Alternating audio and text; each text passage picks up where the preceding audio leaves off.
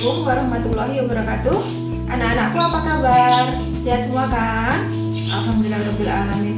Bini berharap pagi ini kalian sudah sholat duha ya, dan sudah membaca Asmaul Husna. Nah, kalau sudah, kita ikuti materi hari ini ya. Oh iya, hari ini kita sudah sampai di tema 5, subtema 3, tepatnya PB 6. Berarti materi ini sudah menjadi materi terakhir ya untuk semester 1. Berarti kalian siap untuk menempuh pas. Nah, kita mulai dengan berdoa ya, agar apa yang kita pelajari hari ini lebih bermanfaat. Oke, Bismillahirrahmanirrahim.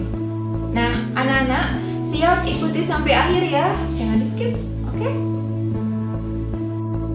Nah, anak-anak, setelah pembelajaran kali ini, kalian diharapkan mampu mempraktekkan bagaimana cara mengisi teks formulir ujian khusus.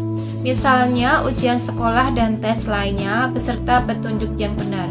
Kemudian yang berikutnya, kalian diharapkan mampu menerapkan contoh sikap kerjasama sebagai penentu keberhasilan dalam berbagai kegiatan wirausaha secara benar. Kemudian yang pertama, kita akan belajar dulu bagaimana cara mengisi formulir LJK. Jika kemarin kalian sudah belajar tentang atau sudah mengenal berbagai macam formulir, nah kali ini kita akan mengenal yaitu formulir LJK. Formulir ini nanti akan kalian isi ketika kalian menempuh ujian. Bagian-bagian apa saja atau ada apa saja bagiannya di dalam formulir LJK ini, kita lihat satu persatu. Nah, di bagian kanan atas ya, sebelum mengisi formulir, kalian baca terlebih dahulu adalah petunjuk pengisian. Di dalam formulir tersebut ada 7 poin petunjuk pengisiannya yang harus kalian cermati satu persatu. Yang pertama adalah isilah dengan pensil 2B. Yang kedua adalah lembar jawaban ini tidak boleh kotor, basah, robek ataupun terlipat, dan seterusnya. Kalian baca dengan cermat. Kemudian setelah kalian baca petunjuk pengisiannya, kalian amati satu persatu. Di situ ada kolom peserta. Nah, di dalam kolom peserta itu ada kotak-kotak yang nanti kalian isikan dengan nama kalian. Kemudian di bawah kotak tersebut ada huruf yang harus kalian silang sesuai dengan huruf pada kotak di atasnya. Begitu juga nanti kalian juga akan mengisikan nomor peserta, tanggal lahir, kemudian nama ujian, kemudian lagi ada nama sekolah, tanggal ujian, tanda tangan. Yang terakhir adalah lembar jawaban. Itu ada kolom jawaban.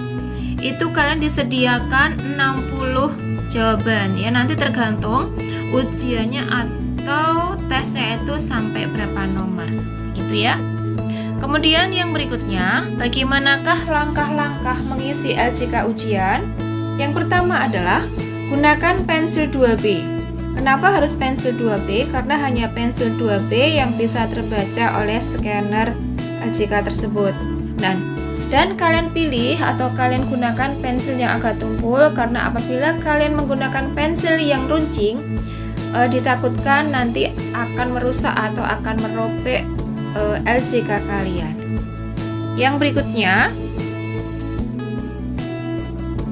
sesudah kalian menyediakan pensil 2B, kemudian kalian periksa apakah lembar LJK tersebut masih utuh atau ada bagian yang rusak dan terlipat.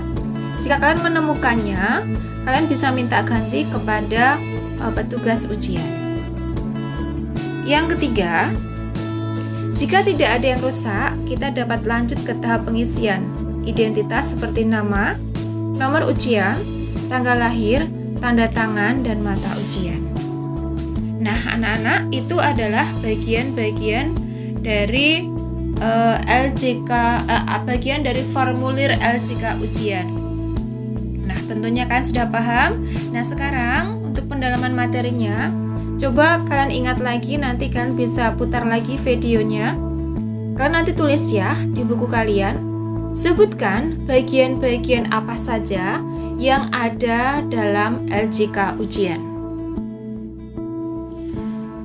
Kalau kita tadi sudah membahas tentang tentang ujian. Nah, sekarang satu pertanyaan. Bisakah ujian itu kita lakukan dengan bekerja sama, misalnya dengan teman? Tentu saja tidak ya. Tetapi ketika kalian menjadi seorang pengusaha, seorang wirausaha, kalian harus memiliki sikap ini ketika kalian menjadi seorang pengusaha. Yuk kita intip usaha apa saja yang dapat menjadi pilihan kalian ketika kalian sudah besar nanti. Ya, salah satu contohnya adalah bisnis tanaman. Menjadi seorang pebisnis tanaman, kalian juga harus memiliki kerjasama yang baik, ya, antara berbagai pihak, dengan orang yang menanam tanamannya, dengan karyawannya, dengan para pembelinya, ya, sehingga bisnis tanaman kalian nantinya bisa lancar. Usaha yang kedua yang bisa menjadi pilihan kalian ketika kalian nanti sudah besar adalah menjadi seorang pebisnis makanan atau bisnis di bidang kuliner. Wah, ini juga harus kerjasama loh dengan berbagai pihak, ya. Misalnya saja dengan orang yang membuat makanannya, dengan yang menyetor bahan-bahannya, ya, banyak sekali yang harus kalian jalin kerjasama yang baik agar bisnis kalian nanti bisa maju. Kemudian yang ketiga, wah, apa ini? Oh iya, ini adalah contoh wirausaha yang nanti bisa menjadi pilihan juga ya, yaitu memiliki toko atau warung kelontong. Apakah toko ini juga memiliki kerjasama yang baik dengan berbagai pihak? Tentu saja iya ya, dengan pembeli, dengan yang menyetor bahan makanannya, dengan karyawannya, banyak sekali. Nah, anak-anak, kalian sudah tahu kan tadi berbagai macam jenis wirausaha. Di dalam wirausaha tersebut harus ada berbagai sikap yang harus dimiliki jika kita memiliki seorang wirausaha. Nah, sekarang kalian bisa jawab pertanyaan ini, nanti kalian tulis juga di kertas folio seperti biasa atau di buku tulis ya. Coba kalian simak baik-baik. Jenis wirausaha impian apa yang ingin kalian lakukan di masa yang akan datang? Ya, tadi sudah ada contohnya 3, kalian bisa kalian bisa mencari pilihan yang lain. Yang nomor 2, sikap apa yang perlu diterapkan dalam menjalankan usaha?